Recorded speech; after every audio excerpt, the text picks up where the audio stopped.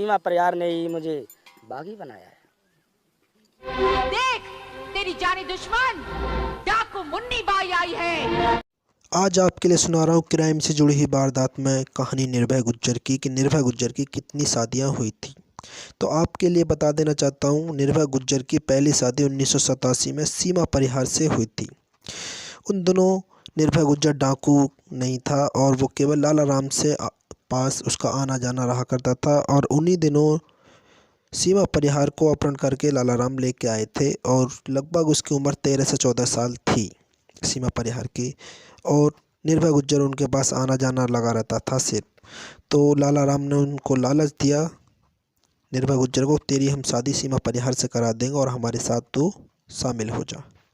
तो बस निर्भया गुज्जर शामिल हो गया और सीमा परिहार कहती है कि निर्भया गुज्जर ने धोखा दिया है और निर्भया गुज्जर कहता है कि सीमा परिहार ने धोखा दिया है। खुद इस थोड़ी वीडियो की क्लिप में सुन लीजिए। मेरी पत्नी क्या है मामला, असलियत क्या है? और फिल्म नहीं चलने देंगे जब तक निर्भया सिंह जिंदा रहेंगे। अगर हम सीमा बोले कि शादी करेंगे तो निर्भया के साथ ही करेंगे। तुरंत हमने शादी कर दी। उसके बाद निर्भया गुज्जर की शादी ज़्यादा दिन चली नहीं सीमा परिहार से, आप लोगों को जैसे कि पता ही है। उसके बाद सीमा परिहार निर्भया गुज्जर पर इल्ज़ाम लगाती रही और निर्भया गुज्जर ने सीमा परिहार के पर इल्ज़ाम लगाए। इसके बाद उनकी ज़िंदगी में एक मुन्नी पांडे करके आ गई निर्भया गुज्जर की। उनकी शादी 1991 में हुई थी।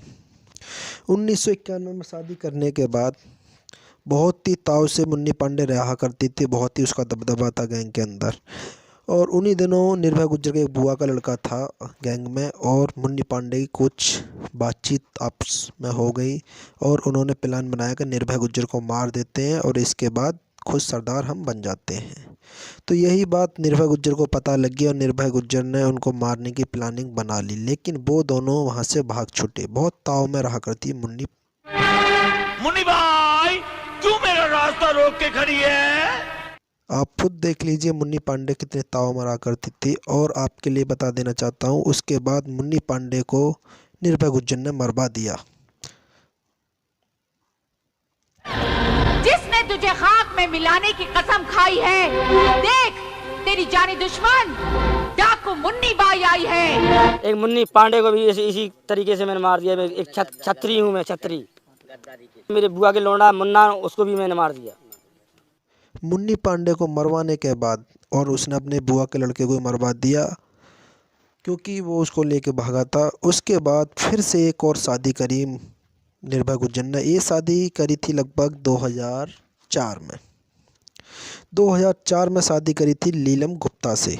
नीलम गुप्ता के लिए किसी औरत ने निर्भया गुज्जर के लिए बेच दिया था और इसीलिए नीलम गुप्ता बेहड़ में आ गई। उसके बाद मजबूरी में उसको शादी करनी पड़ी, लेकिन वो ऐसे घुल मिल गई कि ऐसा लग ही नहीं रहा था कि वो मजबूरी में आई है। बहुत खुश रहा करती थी, हंसी खुशी, जैसे कि आप देख तरह घुल मिल गई निर्भया गुज्जर के साथ कि ऐसा लग ही नहीं रहा कि बिल्कुल भी जोर जबरदस्ती हुई है। लेकिन वो झूठी चेहरे पर हंसी रखती थी और मन में उसके कुछ और ही चल रहा था। लेकिन निर्भया गुज्जर ने ये बोला कि ऑन वीडियो कैमरा के सामने भी और वैसे भी, अगर जिस तरह सीमा परिहार और मुन्नी पांडे ने मुझे धोखा दिया है, अगर नीलम गुप्ता ने दिया तो इसको भी मैं गोली मार दूंगा, मौत के घाट उतार दूंगा।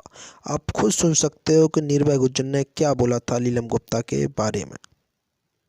जिस तरीके से सीमा ने गद्दारी की, अगर नीलम कर देंगे तो इनका भी उठा सकते हैं। अगर नीलम मेरे साथ गद्दारी की, इसको भी मार देंगे।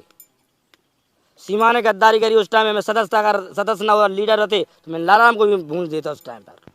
मैंने तो जैसे दोस्तों आपने देखा, लेकिन नीलम गुप्ता भी निर्भया गुज्जर को धोखा देकर और यह थाने में आकर उन्होंने आत्मसमर्पण कर दिया था शाम जाटव के साथ आके। हाँ, निर्भया गुज्जर एक और औरत के लेके आया था, लेकिन उसके साथ वो 2 से 3 महीने रह पाया और उसकी किस्मत ख़राब इतनी हो गई निर्भया गुज्जर की, वो पुलिस के हत्थे चढ़ गई। तो 3 महीने बाद वो पुलिस के हत्थे चढ़ गई थी।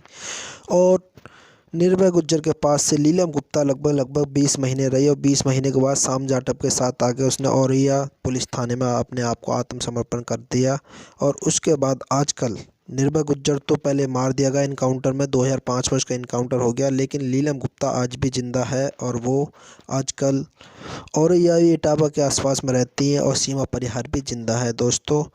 तो आपको अगर हमारी जानकारी अच्छी लगी तो प्लीज़ चैनल को सब्सक्राइब कर लीजिए और लाइक कीजिए और आगे बताइए हमें किसके ऊपर वीडियो आपको चाहिए। लेकिन मैं यही कहना चाहूँगा, जैसे निर्भय गुज्जर एक लालच में गया, एंड बहुत बुरा हुआ उसका और उसको आखिर गोली ही खानी पड़ी, तो बदमाशी में जाने का कोई फ़ायदा नहीं है, क्योंकि आगे मौत ही खड़ी है और कुछ रास्ता नहीं रहता, या फिर जेल पड़ी है जो पूरी ज़िंदगी जेल में काटनी पड़ती है। तो दोस्तों प्लीज़ आपसे रिक्वेस्ट है, अगर वीडियो अच्छी लगे तो चैनल सब्सक्राइब कीजिए और लाइक कीजिए और हमारी वीडियो को आगे शेयर भी कीजिए।